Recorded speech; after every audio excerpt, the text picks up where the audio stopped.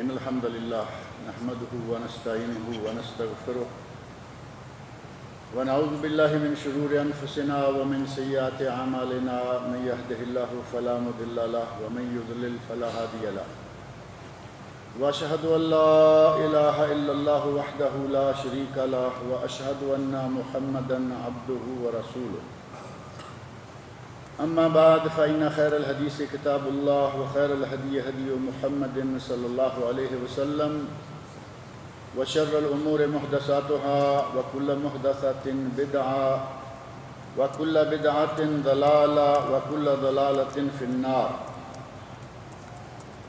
رب اشرح لي صدري ويسر لي أمري واحلل عقدة من لساني يفقهوا قولي رب اعوذ بك من همزات الشياطين واعوذ بك رب ان يحضرون اعوذ بالله السميع العليم من الشيطان الرجيم افلا يتدبرون القرآن ام على قلوب اقفالها ان الذين ارتدوا على ادبارهم من بعد ما تبين لهم الهدى الشيطان سول لهم واملى لهم ذلك بأنهم قالوا للذين كرهوا ما نزل الله سنطيعكم في بعض الأمر والله يعلم إسرارهم فكيف إذا توفتهم الملائكة يضربون وجوههم وأدبارهم ذلك بأنهم اتبعوا ما أسخط الله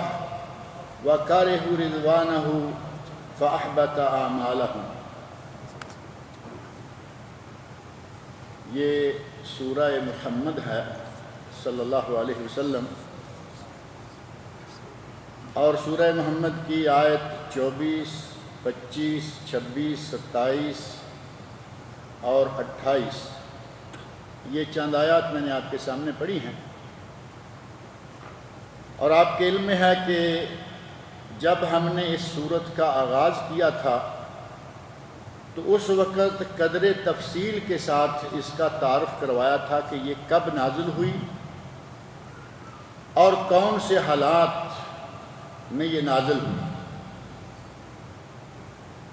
مدنی سورت، مدینہ منورہ میں جو نازل ہونے والی صورتیں ہیں ان میں سے یہ ہے، اور جب یہ سورت نازل ہوئی تب تک مسلمانوں کو جہاد کرنے کی اجازت مل چکی تھی۔ پہلے سورہ حج کی آیت نمبر 39 میں اللہ رب العزت نے جہاد کرنے کی اجازت دی تھی، اور اجازت کے بعد کچھ ہی عرصہ کے بعد اللہ رب العزت نے سورۃ البقرہ کی آیت نمبر 190 میں مسلمانوں کو کفار کے ساتھ، باطل کے ساتھ جہاد اور قتال کرنے کا حکم دے دیا تھا۔ اور اجازت اور حکم میں جو فرق ہے وہ آپ سمجھ سکتے ہیں۔ اجازت محض اجازت، جی چاہے تو کرو، نہ جی چاہے تو نہ کرو، لیکن حکم کا یہ معنی نہیں ہوتا۔ جب حکم آ گیا قاتلو فقتلو جاہدو، تو اس کا معنی اب یہ نہیں ہے کہ جی چاہے تو جہاد کرو، نہ جی چاہے تو نہ کرو، بلکہ اب یہ حکم ہے کہ تمہیں جہاد کرنا ہوگا اپنے دین کے تحفظ کے لیے، اپنے نبی کی عصمت و آبرو کے تحفظ کے لیے، اور اللہ کے اس بھیجے ہوئے حق کو دنیا میں غالب کرنے کے لیے تمہیں جہاد کرنا ہوگا۔ اب یہ دونوں طرح کا حکم نازل ہو چکا تھا، اذن جہاد بھی نازل ہو گیا، حکم جہاد بھی نازل ہو گیا، لیکن ابھی تک جہاد کرنے کا باقاعدہ موقع نہیں آیا تھا، جہاد باقاعدہ ابھی شروع نہیں ہوا تھا۔ اس وقت اللہ رب العزت نے یہ سورت نازل فرمائی، اور اس میں جہاد کرنے کا طریقہ، کفار کے ساتھ قتال اور جنگ کے آداب، جنگ کیسے کرنی ہے، قتال کیسے کرنا ہے، کفار کے ساتھ کس طرح جہاد کرنا ہے، وہ طریقہ اللہ رب العزت نے اس صورت میں بیان فرمایا۔ اور اس صورت میں شروع کی آیات میں جیسا کہ آپ پہلے سن چکے ہیں کہ اللہ رب العزت نے دو گروہوں کا تذکرہ فرمایا، ایک اہل حق اور دوسرے اہل باطل۔ ان دونوں گروہوں کی بعض صفتیں اللہ رب العزت نے ذکر فرمائیں، اور پھر مسلمانوں کو حکم دیا اور فرمایا کہ اگر تم اللہ کی مدد کرو گے تو اللہ تمہاری مدد کرے گا۔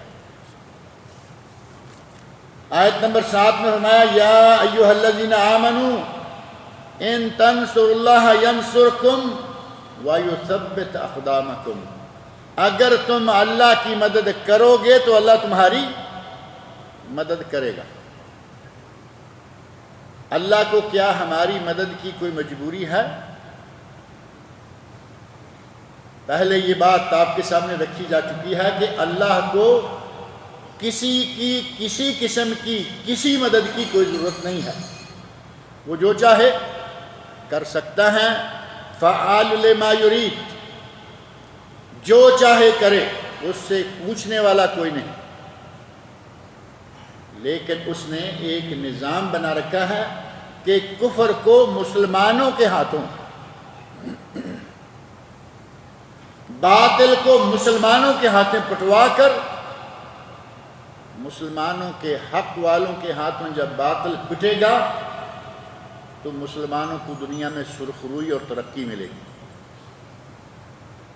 اور اگر اللہ کی مدد شامل نہ ہو تو کیا سمجھتے ہیں کہ مسلمان اپنی قوت سے ہی کامیاب ہو سکتے ہیں؟ غزوہ حنین کے موقع پر مسلمان بکثرت تھے۔ پہلا غزوہ مارکہ حق و باطل بدر، مسلمان 313 اور کفار کئی گنا زیادہ، مسلمان نہتے، کافروں کے پاس اسلحہ، مسلمان پیدل، کافروں کے پاس سواریاں، لیکن فتح کسے حاصل ہوئی؟ مسلمانوں کو۔ مٹھی بھر مسلمانوں کو اللہ رب العزت نے کفار کے لشکر پر فتح عطا فرمائی، کیونکہ مسلمانوں کا یقین ہے کہ ہماری مدد اللہ کرے گا، اور جس کی مدد اللہ کرے اسے دنیا میں کوئی طاقت شکست نہیں دے سکتی۔ اور اللہ نے مدد فرمائی، مسلمانوں کو فتح نصرت حاصل ہوئی۔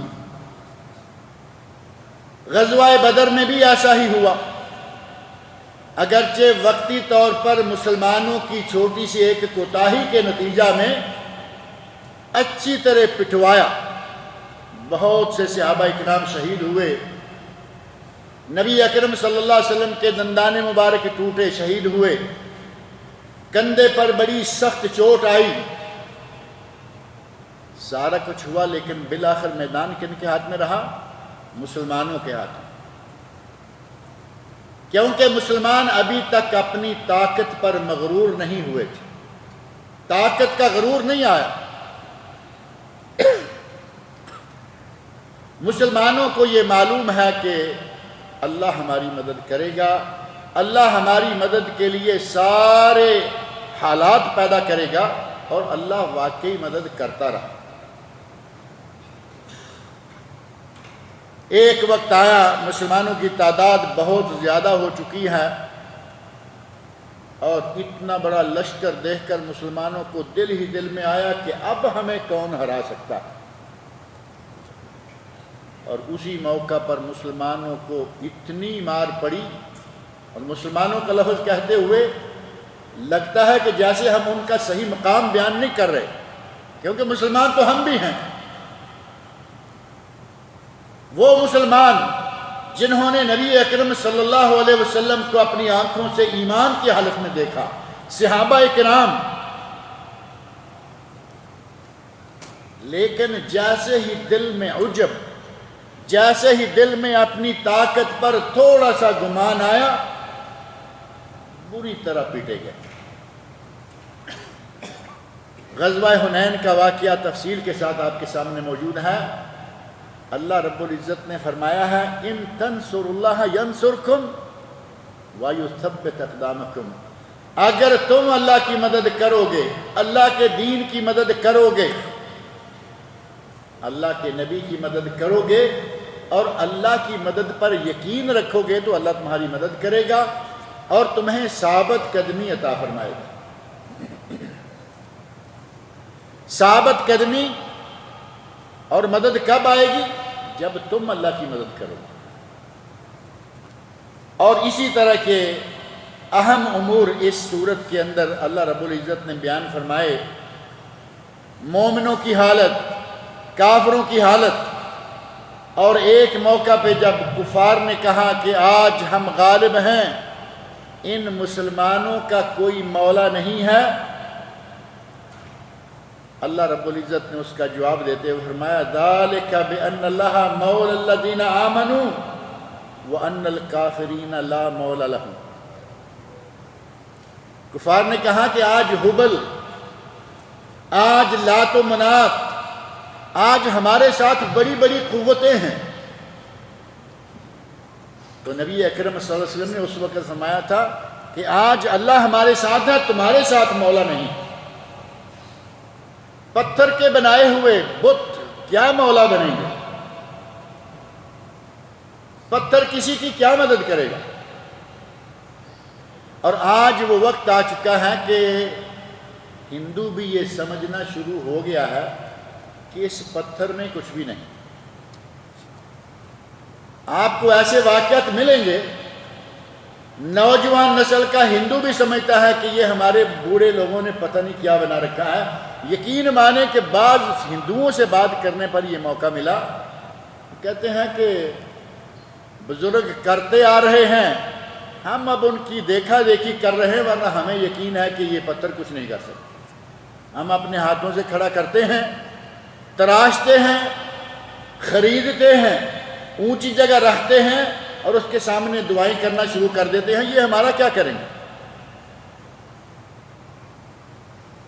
اور آج کا مسلمان ان ہندوؤں سے بھی گیا گزرا ہے، مرے ہوئے مردوں کو، جن کو مرے 1 2 4 دن نہیں، 2 4 ہفتے نہیں، مہینے نہیں، سینکڑوں سال گزر گئے، ان مردوں کی قبروں پہ جائیں گے اور قبروں سے وہی مطالبات کریں گے جو ایک ہندو پتھر سے کرتا ہے۔ ہندو نے سمجھنا شروع کر دیا، مسلمان سمجھنے کے لیے ابھی تک تیار نہیں ہو رہا۔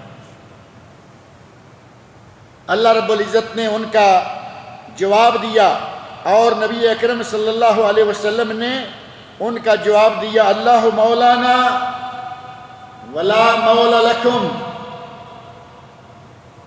اللہ مولانا، اے کفار ہمارا رب اللہ ہے، ولا مولا لکم، تم یہ جو کہہ رہے ہو کہ حبل،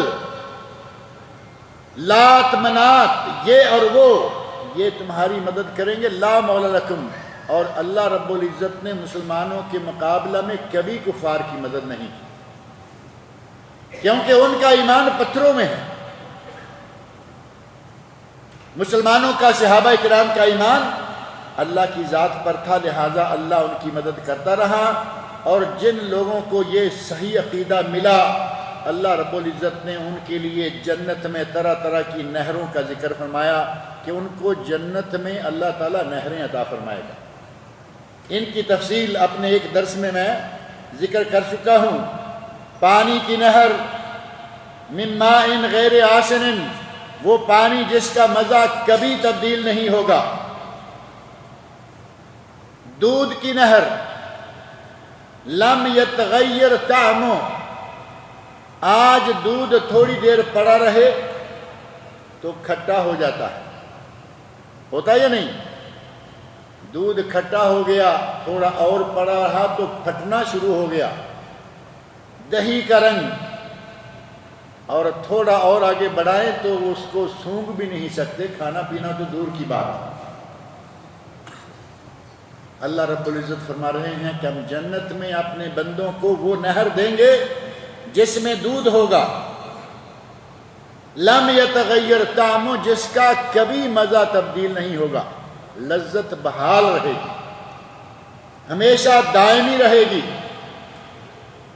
وَأَنْهَارٌ مِّنْ خَمْرٍ لَذَّةً لِلشَّارِبِينَ، شراب کی نہریں بھی ہوں گی۔ نبی اکرم صلی اللہ علیہ وسلم فرمایا ہے کہ جو دنیا میں شراب پیتے ہیں ان کو اللہ آخرت میں شراب مہیا نہیں کرے گا۔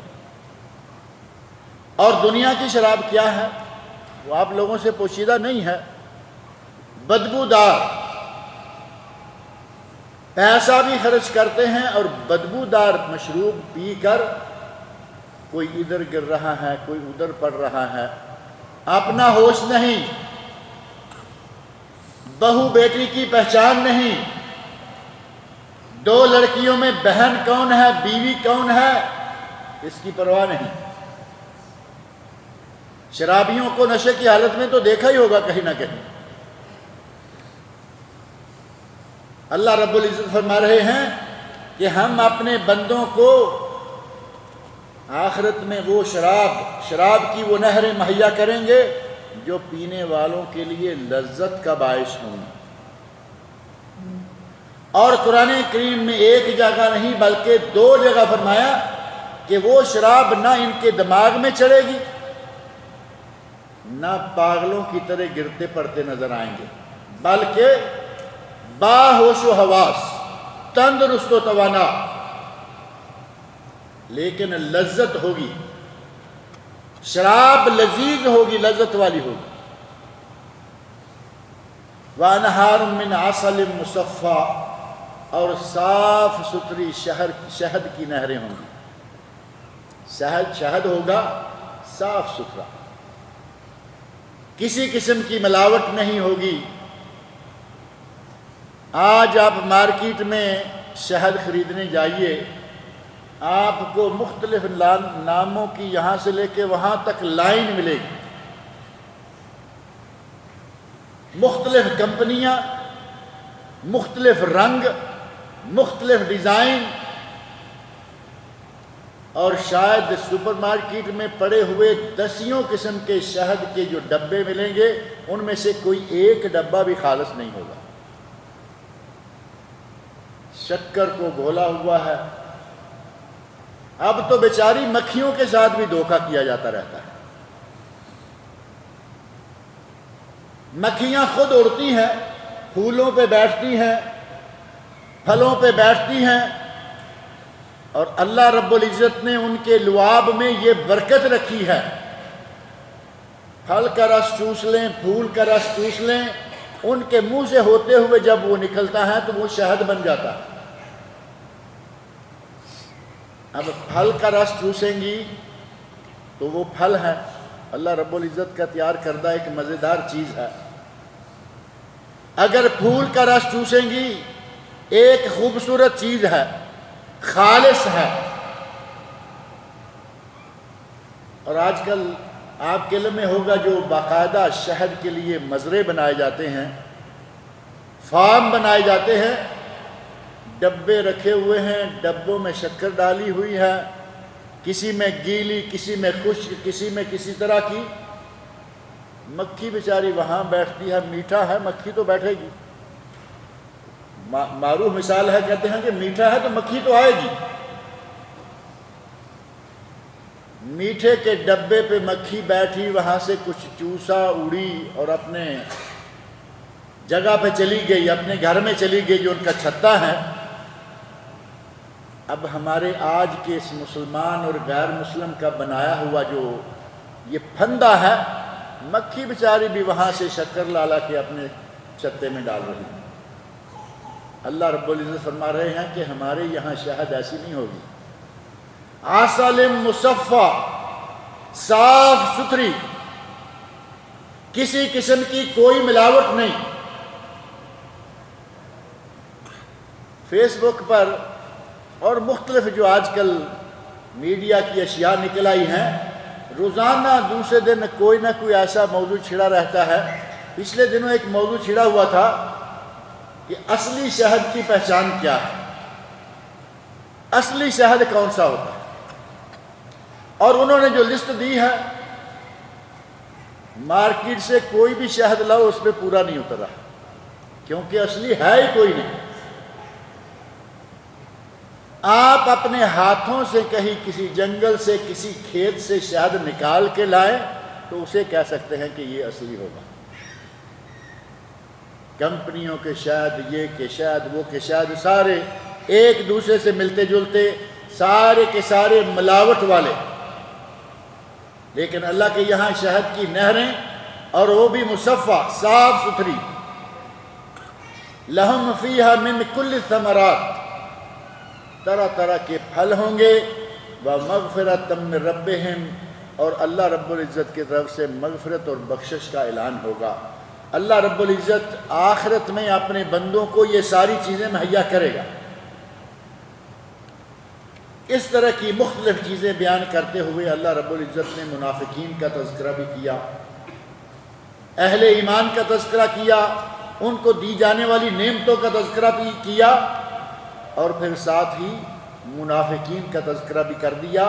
اور جو میں نے ابھی آیات پڑھی ہیں ان میں بھی منافقین کی بعض حرکتیں، ان کی بعض کرتوتیں بیان کی گئی، لیکن ان آیات میں سے پہلی آیت افلا یتدبرون القرآن، پہلی آیت میں اللہ رب العزت نے قرآن کریم پر تدبر کرنے کا حکم دیا۔ فرمایا کیا یہ لوگ قرآن پر تدبر نہیں کرتے؟ آپ اندازہ کر کے دیکھیں کہ مسلمانوں کے یہاں قرآن پر تدبر کرنے کی کیفیت کیا ہے۔ مسلمانوں میں سے آپ کسی بھی اجتماع میں کسی بھی جگہ بیٹھے ہوئے سروے کریں، پوچھیں کہ بھئی آپ میں سے کتنے لوگ ہیں جو قرآن کریم کو ترجمے کے ساتھ جانتے ہیں؟ تفسیر چھوڑ دیں، تفسیر دور کی بات ہے۔ مسلمانوں کی جماعت، مسلمانوں کا گروہ 100 آدمی کو لے لیں، یکدم بیٹھے ہوئے کہیں سے 100 آدمی مل جائیں، ان میں سے پوچھو کہ بھئی کتنے لوگ ترجمے کے ساتھ قرآن کو جانتے ہیں؟ نتیجہ آپ کے سامنے آ جائے گا۔ کہیں ایسا ہوگا کہ پورے 100 کے 100 میں سے کوئی بھی نہیں جانتا کہ قرآن کریم کا ترجمہ کیا ہے، اور کہیں کسی 100 میں سے کوئی ایک آدھ نکل آئے گا۔ یہ ہمارا مسلمانوں کا قرآن پر تدبر ہے۔ تدبر، تفکر، قرآن کریم کے مسائل، قرآن کریم کے معانی، قرآن کریم کے مفاہیم پر غور کرنا دور کی بات، ہمیں صرف اس کا ترجمہ تک نہیں آتا۔ ساری عمر قاری صاحب لوگوں کو قرآن پڑھاتے رہتے ہیں، اور قاری صاحب سے پوچھو کہ شاید کا ترجمہ کیا ہے، قاری کو ترجمہ نہیں آتا۔ اب جو قاری کو ترجمہ نہیں آتا تو اپنے شاگرد کو کیا سکھلائے گا؟ حافظ قرآن دنیا میں بے شمار ملیں گے، بہت بڑی نعمت ہے یہ بھی، لیکن کیا قرآن صرف حفظ کرنے کے لیے نازل کیا گیا تھا کہ سارے لوگ حفظ کر لیں؟ قرآن کریم کو اللہ رب العزت نے عمل کے لیے نازل کیا ہے کہ اس پر عمل کرنا ہے۔ یہ ہمارے لیے لائحہ عمل، ہمارے لیے نظام حیات ہے۔ اس قرآن کو سمجھنا، اس کے مسائل و احکام پر عمل کرنا، یہ فرض ہے۔ اور جب ترجمہ نہیں آتا تو مسائل کو کیا سمجھیں گے، اس کے احکام کہاں سے لائیں گے؟ نہ قاری صاحب کو ترجمہ آتا ہے اور نہ ہی آگے شاگردوں کو آتا ہے۔ ساری عمر گزر جاتی ہے، قاری صاحب کا مسجد میں حلقہ ہے، مستقل پڑھاتے چلے آ رہے ہیں۔ دیہات میں بالخصوص اور شہروں میں بالعموم یہی عالم ہوتا ہے کہ قاری صاحب تک ترجمہ نہیں آتا، جبکہ اللہ رب العزت نے فرمایا افلا یتدبرون القرآن، کیا یہ لوگ قرآن کریم پر تدبر نہیں کرتے؟ قرآن کی تلاوت کریں، قرآن کریم کا ترجمہ سمجھیں، اس کے مسائل و احکام پر غور کریں، اور قرآن کریم جن مطالب کو لے کر آیا ہے ان کو اچھی طرح سے اپنے دماغ میں بٹھائیں۔ یہ ہے تدبر یا تفکر۔ اگر کسی نے تدبر کے نام سے کچھ کیا بھی ہے تو وہ حد سے ہی گزر گیا ہے۔ آپ کے علم میں ہوگا کہ اس نام کی ایک تفسیر ہے تدبر قرآن۔ اول تو تدبر کرتے نہیں، اور اگر کسی نے کیا ہے تو وہ حد سے گزر گیا۔ 8-9 ہزار صفحے کی تفسیر اور 40 حدیثیں اس پوری تفسیر میں نہیں ہیں۔ وہ تفسیر کیا ہوگی آپ سمجھ سکتے ہیں۔ تفسیر بڑی لمبی چوڑی لکھ دی، لیکن اپنے دماغ کی کوڑیاں ملاتے رہے، یہ کرتے رہے، وہ کرتے رہے۔ قرآن کریم کی تفسیر نبی صلی اللہ علیہ وسلم نے کیا بیان فرمائی، صحابہ کرام نے کیا مفہوم دیا، اس کی پرواہ نہیں۔ میرا دماغ جو سوچ رہا ہے اسی کو لکھتے چلے جا رہے ہیں۔ یہ تفسیر اللہ کے یہاں مقبول نہیں ہے۔ تفسیر کی کتابوں میں سے آپ کے یہاں مشہور و معروف تفسیر ہے تفسیر ابن کثیر، معروف ہے یا نہیں؟ یہ تفسیر دراصل ابن کثیر اور بعض دوسری تفسیروں کا خلاصہ ہے، یہ جو ہم آپ کے سامنے پڑھتے ہیں۔ ابن کثیر رحمۃ اللہ علیہ کی تفسیر تفسیر ابن جریر کا خلاصہ ہے، اور تفسیر ابن جریر 30 جلدوں میں بہت مفصل ہے۔ امام ابن کثیر رحمۃ اللہ علیہ نے اسے مختصر کیا عربی میں 4 جلدوں میں، اور دارالسلام نے اسے بڑے بہترین کاغذ گیٹا بہترین جلد بہت اچھے انداز سے شائع کیا ہے، 6 جلدوں میں اردو ترجمہ، اور ان 6 جلدوں میں انہوں نے جتنی ضعیف احادیث تھی، اسرائیلی روایات تھی، وہ نکال دی۔ آپ ابن کثیر اٹھا کے دیکھیں، آپ کو ہر صفحے پر کئی احادیث ملیں گی۔ قرآن کی آیت کا ترجمہ تفہیم، قرآن کی آیت کا معنی اور مفہوم سمجھنے کے لیے نبی صلی اللہ علیہ وسلم کی حدیث کے بغیر کوئی چارہ ہی نہیں، اور تدبر قرآن لکھنے والوں نے حدیث کی ضرورت ہی محسوس نہیں کی۔ اول تو تدبر کرتے نہیں، اور اگر کچھ نے کیا تو اس رنگ کا تدبر کیا کہ حدیث رسول کو اس میں دخل ہی نہیں دینے دیا۔ اگر کوئی تفسیر حدیث رسول کے بغیر کی جائے گی اس کی کوئی حیثیت نہیں ہوگی۔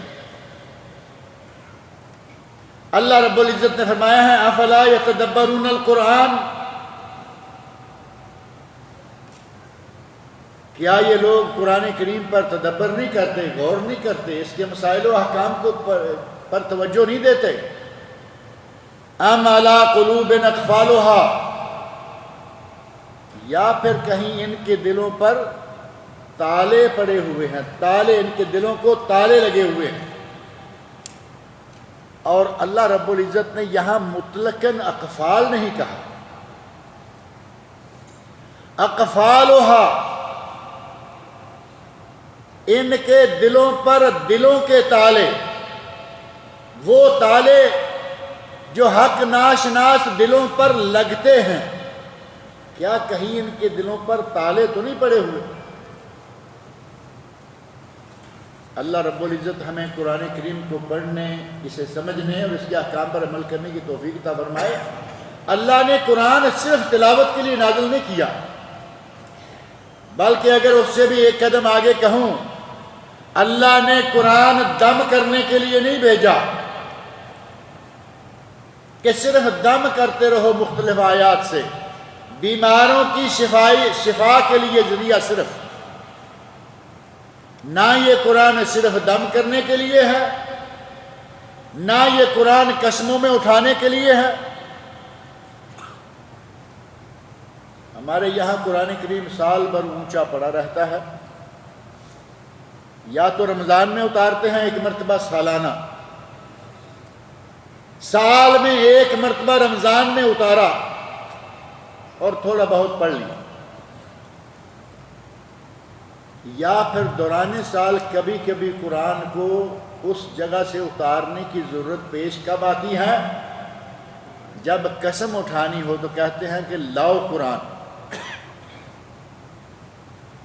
لاؤ قرآن، میں اپنے سر پہ رکھ کے قسم کھاتا ہوں۔ اور سامنے والوں کا یہ حال ہے کہ جب تک وہ سر پہ قرآن رکھ کے قسم نہ کھائے سمجھتے ہیں کہ یہ قسم صحیح نہیں ہوگی، جبکہ قرآن کریم کو سر پہ رکھنا یا قرآن کریم کو اپنے ہاتھ میں لے کر قسم کھانا، سلف صالحین میں اس کی کوئی مثال ہی نہیں ملتی۔ اگر کسی کو قسم کھانا ہے کلام اللہ کی، کلام الہی کی، قرآن کریم کی، کہے کہ میں قسم کھاتا ہوں، کافی ہے۔ نہ ہاتھ میں لینا اور نہ سر پہ رکھنا کوئی ضروری نہیں۔ ہمارے مسلمانوں نے آج اسے یا دم درود کرنے کے لیے، دم جاڑ کرنے کے لیے، رقیہ شرعیہ کے لیے، یا قسمیں اٹھانے کے لیے، یا تبرک کے لیے گھر میں رکھا ہوا ہے، خوب سنبھال کے رکھتے ہیں۔ تبرک کے لیے کہ یہ بابرکت ہے، آپ کو گاڑیوں میں قرآن ملے گا، گاڑی میں قرآن پڑا ہے، چھوٹا سا پاکٹ سائز بھی ملتے ہیں، اور آج کل تو پاکٹ سائز سے بھی چھوٹا سائز ایک آیا ہوا ہے۔ آپ نے شاید دیکھا ہوگا، جتنا یہ موبائل میرے ہاتھ کے اوپر ہے اس سائز کا ڈبیا نما ایک قرآن کریم مل رہا ہے، گاڑیوں میں پڑا ہے۔ ڈرائیور سے پوچھو کہ کبھی پڑا ہے؟ پڑا ہوا ہے، پڑھیں گے نہیں۔ بھائی گاڑی میں کیوں رکھا ہوا ہے؟ اللہ کا کلام ہے، برکت ہے، ایکسیڈنٹ نہیں ہوتا، یہ نہیں ہوتا۔ اب قرآن کریم کو ایکسیڈنٹ روکنے کے لیے استعمال کیا جائے، اس سے کسی کو انکار نہیں ہے کہ قرآن کریم بابرکت ہے، اس کی برکتوں سے بلائیں مصیبتیں ٹلتی ہیں، لیکن کیا صرف بلائیں مصیبتیں ٹالنے کے لیے رکھیں گے، پڑھنے کے لیے نہیں؟ اس کو پڑھے گا اب کون؟ میں نے گاڑی میں رکھ لیا، کسی نے گھر میں رکھ لیا، کسی نے دکان میں رکھ لیا، اور سارے برکتیں ہی صرف حاصل کرنا چاہتے ہیں۔ اس کا معنی مفہوم کون سمجھے گا؟ اس پہ عمل کون کرے گا؟ اس کے لیے کوئی اور امت آئے گی، اور قوم آئے گی۔ مسلمانوں کو اپنے اس طرز عمل پر غور کرنا چاہیے کہ اللہ رب العزت نے قرآن کو تدبر کرنے کے لیے، سوچنے کے لیے، پڑھنے کے لیے، سمجھنے کے لیے اور اس کے احکام پر عمل کرنے کے لیے نازل کیا ہے، صرف تبرک کے لیے نہیں، صرف قسمیں کھانے کے لیے نہیں۔ افلا یتدبرون القرآن ام علی قلوب اقفالها، یہ قرآن کریم پر تدبر کیوں نہیں کرتے، یا کہ کہیں ان کے دلوں پر تالے لگے ہوئے ہیں۔ ان الذین ارتدوا علی ادبارہم من بعد ما تبین لهم الہدی، بے شک وہ لوگ جو مرتد ہو گئے، اپنی پیٹھوں کے بل پلٹ گئے، من بعد ما تبین لهم الہدی، بعد اس کے کہ ان کے لیے ہدایت واضح ہو گئی، ہدایت واضح ہو گئی، اسلام کو سمجھ لیا، اسلام میں داخل ہو گئے، مسلمان ہو گئے، اور جب ہدایت واضح ہو جانے کے بعد اس سے نکل جائیں تو پھر کیا نام ہوگا؟ قرآن کریم میں یہاں لفظ ہے ارتدو، اور اس کے اندر لفظ مرتد نظر آتا ہے یا نہیں؟ ارتدو، مرتد ہو گئے۔ اور مرتد کون ہے؟ ایک آدمی کافر ہے، اس کو مرتد نہیں کہا جاتا، حالانکہ وہ اسلام کو نہیں مانتا۔ یہ اب اسلام کو نہیں مانتا، اس کو مرتد کیوں کہا جا رہا ہے؟ کافر تو پہلے سے کافر ہے، وہ تو اسلام لایا ہی نہیں۔ ایک آدمی اسلام لا کر مسلمان ہو کر جب اسلام سے نکلتا ہے تو اسے مرتد قرار جاتا ہے کہ یہ پھر گیا ہے، اسلام لا کر اسلام میں داخل ہو کر اسلام سے پھر گیا۔ کافر کو قرآن کریم میں نبی اکرم صلی اللہ علیہ وسلم کی حدیث میں کہیں نہیں کہا گیا کہ کافر جہاں ملے اسے قتل کر دو۔ جو کافر ہے اسے پکڑو قتل کر دو، ایسا کہیں نہیں۔ جہاد کے باقاعدہ قواعد ہیں، جہاد کے باقاعدہ اصول ہیں، حتیٰ کہ کافر آپ کے ملک میں آیا ہوا ہے، نبی اکرم صلی اللہ علیہ وسلم کی حدیث میں ہے کہ اس کا پوری طرح تحفظ کرو، اسے اذیت نہ پہنچاؤ۔ مستامن مسلمانوں کے یہاں جو ذمی رہ رہے ہیں ان کی جان و مال اور آبرو کا خیال کرو، حفاظت کرو۔ لیکن مرتد جو اسلام لا کر اسلام سے پھر جائے، اسلام لا کر اسلام سے نکل جائے، اس کے بارے میں نبی صلی اللہ علیہ وسلم ارشاد فرماتے ہیں کہ اس کی سزا سزائے موت ہے۔ مرتد کی سزا سزائے موت، کیونکہ وہ سمجھ کر اسلام میں داخل ہو کر اسلام کو ٹھکرا کے نکل رہا ہے، اس کا دنیا میں زندہ رہنا جائز نہیں۔ نبی اکرم صلی اللہ علیہ وسلم کا ارشاد ہے کہ مرتد کی سزا سزائے موت ہے۔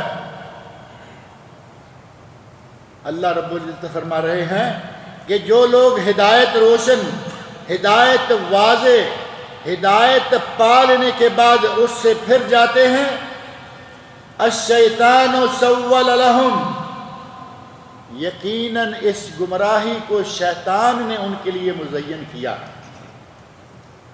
شیطان نے ان کے لیے گمراہی کو، ارتداد کو، دین اسلام سے نکل جانے کو مزین کیا ہے۔ وَأَمْلَا لَهُمْ، اور انہیں شیطان نے یہ ڈھیل دی۔ اگر کوئی آدمی مسلمان ہے اور اسلام سے نکل جائے، اس کی سزا نبی اکرم صلی اللہ علیہ وسلم نے سزائے موت قرار دی ہے، لیکن کافر کی یہ سزا نہیں ہے۔ ذَلِكَ بِأَنَّهُمْ قَالُوا، منافقین کا تذکرہ کرتے ہوئے اللہ تعالیٰ نے فرمایا یہ اس لیے کہ انہوں نے کہا، کن سے کہا؟ لِلَّذِينَ كَرِهُوا مَا نَزَّلَ اللَّهُ، وہ لوگ جنہوں نے اللہ کے نازل کردہ دین، اللہ کے نازل کردہ حق سے نفرت کی، جو کافر ہیں، ان کافروں کو کون کہہ رہے ہیں؟ جو مسلمان ہو چکے، اسلام لا چکے، مومنوں کی جماعت میں شامل ہو چکے، لیکن دل کے اندر ابھی انہی کافروں کی محبت باقی ہے۔ وہ کہہ رہے ہیں سَنُطِيعُ فِي بَعْضِ الْأَمْرِ، ہم بعض باتوں میں تمہاری اطاعت کریں گے۔ کافروں سے کون کہہ رہا ہے؟ مسلمانوں کی جماعت میں شامل ہے، لیکن دنیاوی مفادات کی خاطر اگر جنگ ہوئی تو ہمارے خاندان قبیلے بچ جائیں گے، جنگ ہوئی تو ہم بچ جائیں گے، ہمیں یہ لوگ قتل نہیں کریں گے۔ محض چند دنیاوی مفادات کی خاطر کافروں کے ساتھ ساز باز کر رہے ہیں اور کہہ رہے ہیں سَنُطِيعُ فِي بَعْضِ الْأَمْرِ، سَنُطِيعُكُمْ فِي بَعْضِ الْأَمْرِ، بعض امور میں ہم تمہاری اطاعت کریں گے۔ اور سمجھتے ہیں کہ شاید ان باتوں کو اللہ نہیں جانتا، نعوذ باللہ، شاید اللہ کو یہ باتیں معلوم نہ ہوں، ہم تو اندر کھاتے ساز باز کر رہے ہیں، پیغام بھیجتے ہیں کافروں کی جماعت کو، کافروں کے سردار کو کہ ہم تمہارا بعض امور میں تعاون کریں گے، تمہاری اطاعت کریں گے تاکہ اپنا کچھ نہ کچھ دنیاوی فائدہ حاصل کر لیں۔ اللہ فرما رہا ہے وَاللَّهُ يَعْلَمُ إِسْرَارَهُمْ، اللہ ان کے تمام اسرار، ان کے تمام بھید، یہ راتوں کے اندھیروں میں چار دیواریوں میں چھپ کر بھی باتیں کریں گے تو اللہ کو معلوم ہے۔ اللہ سے کوئی چیز پوشیدہ رہ سکتی ہے؟ اللہ سے کوئی چیز پوشیدہ نہیں، کوئی دن کو کرے، کوئی رات کو کرے، کوئی کھلے میدان میں کرے، کوئی بند کمروں میں کرے، کوئی بغیر آواز کے کرے، کوئی آواز نکال کے کرے، اللہ رب العزت دلوں کی بھی جانتا ہے۔ یعلم ما فی الصدور، اللہ وہ ہے جو دلوں کی بھی جانتا ہے۔ فرمایا کہیں اس خوش فہمی میں نہ رہنا کہ ہم ٹھیک ہے مسلمانوں کی جماعت میں بھی جمے ہوئے ہیں، کفار کے ساتھ بھی ساز باز کر رہے ہیں، اور ہمارے بھید جو ہیں وہ چھپے ہوئے ہیں۔ فرمایا اللہ سارے بھیدوں کو جانتا ہے، اور اللہ رب العزت نے کفار میں سے، ان منافقین میں سے بعض لوگوں کو تشتت بام کیا، ان کے بارے میں کہا کہ یہ منافق ہیں، لیکن چند ایک جو رئیس اور سردار قسم کے لوگ تھے، جیسے عبداللہ بن ابی بن سلول ہیں، رئیس المنافقین، اکثر لوگوں کے بارے میں اللہ رب العزت نے یہ نہیں کہا کہ یہ منافق ہیں۔ اللہ رب العزت کی عظمتیں دیکھیں، در پردہ اللہ کے خلاف مشورے کریں، در پردہ مسلمانوں کے خلاف سازشیں کریں، اللہ پھر بھی ان کی پردہ داری کر رہا ہے، پھر بھی ان کے بھیدوں کو کھلے عام بیان نہیں کیا، بلکہ پردے میں رکھا کہ تمہارا حساب آپ آخر میں کرتا رہنا۔ فرمایا واللہ یعلم اسرارہم، اللہ ان کے سارے پردوں کو جانتا ہے۔ فَكَيْفَ إِذَا تَوَفَّتْهُمُ الْمَلَائِكَةُ، اس وقت ان لوگوں کی حالت کیا ہوگی جب فرشتے ان کی جان قبض کرنے کے لیے آئیں گے، ان کو فوت کرنے کے لیے اللہ کے حکم سے آئیں گے۔ يَضْرِبُونَ وُجُوهَهُمْ وَأَدْبَارَهُمْ، ان کے منہ پر اور ان کی دبروں پر، ان کی پیٹھوں پر، ادبار، دبر، آخری حصہ۔ ایک انسان کھڑا ہو تو اس کا آخری حصہ کون سا ہوتا ہے؟ سر، کمر، کندھے تھوڑے آگے ہوتے ہیں، ٹانگیں بھی تھوڑی آگے ہوتی ہیں، یہ انسان کا جو درمیان کا حصہ ہے یہ تھوڑا پیچھے ہوتا ہے، دبر پیچھے۔ ان کے منہ پر اور ان کی دبروں پر، ان کے سرینوں پر، ان کی پیٹھوں پر اللہ کے فرشتے ماریں گے۔ اللہ کے فرشتے جان نکالنے کے لیے آتے ہیں، آتے رہیں گے، اور کافر کی، منافق کی روح بھاگتی ہے آگے چڑھ کے، اور اس وقت یہ عالم ہوتا ہے کہ اللہ کے فرشتے ان کو مارتے ہیں، ان کے منہ پر مارتے ہیں، چہروں پر مارتے ہیں، ان کی پیٹھوں پر مارتے ہیں، اور یہ انہیں کیوں مارا جا رہا ہے؟ ذَلِكَ بِأَنَّهُمْ اتَّبَعُوا مَا أَسْخَطَ اللَّهُ، یہ اس لیے کہ انہوں نے ان لوگوں کی پیروی کی، اس چیز کی پیروی کی جو اللہ کی ناراضگی کا باعث، وَكَرِهُ رِضْوَانَهُ، اور اللہ کی رضامندی سے نفرت کی۔ اللہ کی رضا، جن کاموں میں اللہ کی رضا ہے وہ کام نہیں کیے، بلکہ وہ کام کیے جن میں اللہ کی ناراضگی ہے۔ ان کے ان کرتوتوں کے نتیجہ میں، ان کی اس روش کے نتیجہ میں وہ راستہ چھوڑ دیا جو اللہ کی رضا کا ہے، اور وہ راستہ اختیار کیا جو کہ اللہ کی ناراضگی کا ہے۔ اللہ رب العزت نے فرشتوں کو حکم دیا کہ ان کے منہ پر اور ان کی پیٹھوں پر مارو، اور مار مار کے ان کی جانیں نکال کے لاؤ۔ اور یہ سلسلہ فَأَحْبَطَ أَعْمَالَهُمْ، دنیا میں جتنے اعمال انہوں نے سر انجام دیے ہوں گے، اللہ رب العزت ان کے وہ سارے اعمال بھی برباد کر دے۔ اب ظاہر ہے کہ منافق نمازیں پڑھتے ہیں یا نہیں؟ منافق نمازیں پڑھتے ہیں، منافق حج کرتے ہیں، منافق عمرہ کرتے ہیں، منافق زکاتیں صدقات دیتے ہیں، منافق روزے رکھتے ہیں۔ منافق تو پورا مسلمان ہوتا ہے نا، بظاہر وہ مسلمان ہے، زبان سے کلمہ بھی پڑھتا ہے، نماز، روزہ، حج، زکات، صدقات سب کرتا ہے، لیکن دل ہی دل میں وہ مسلمانوں کے بھی خلاف ہے، اسلام کے بھی خلاف ہے۔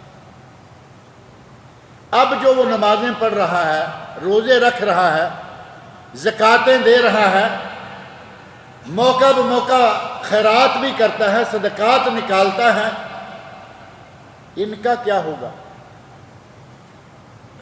اللہ رب العزت نے اس کا انجام بتا دیا، فرمایا فَأَحْبَطَ أَعْمَالَهُمْ، اللہ نے ان کے سارے کے سارے اعمال برباد کر دیے۔ نمازیں پڑھی برباد گئیں، حج کیا برباد ہو گیا، روزے رکھے برباد ہو گئے، صدقات و زکوٰۃ خیرات نکالی سب برباد ہو گیا، انہیں کسی عمل کا کوئی بدلہ نہیں ملے، کیونکہ وہ دل سے اللہ کی ذات پر ایمان نہیں رکھتے تھے، دل سے مسلمان نہیں ہوئے تھے۔ یہاں فرشتوں کا جان نکالنا، بندوں کی جان نکالنا، اور فرشتوں کا انہیں مارنا، اور پھر قبر میں بھی فرشتوں کا انہیں مارنا، اور جنت اور جہنم کا روزانہ قبر میں مرنے والوں پر پیش کیا جانا، ان مسائل سے ایک چیز اخذ ہوتی ہے۔ بعض لوگ مسلمانوں میں ایسے بھی ہیں جو برزخ کے قائل نہیں ہیں۔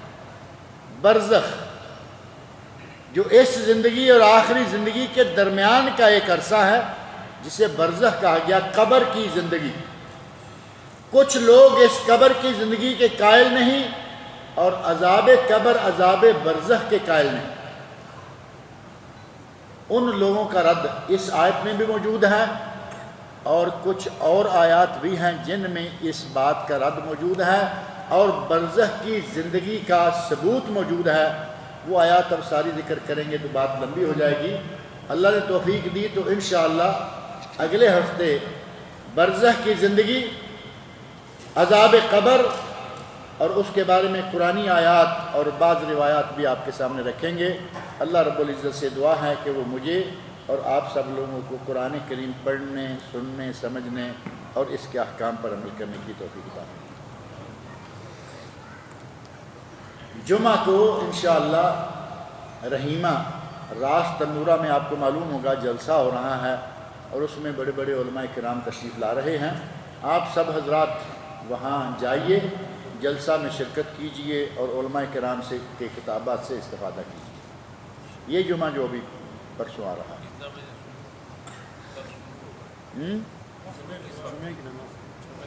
جمعہ کی نماز کے بعد، جیسا کہ عموماً یہ پروگرام شروع ہوا کرتے ہیں۔ آج کوئی سوال نہیں مل رہا ہے، پہلا دن تھا، اچھی بات ہے۔ آئندہ انشاءاللہ تعالیٰ جس کے پاس سوال ہوں گے ان کے جواب بھی دیا کریں گے، ساتھ ساتھ اللہ تعالیٰ مجھے اور آپ سب لوگوں کو نیک عمل کی توفیق عطا فرمائے۔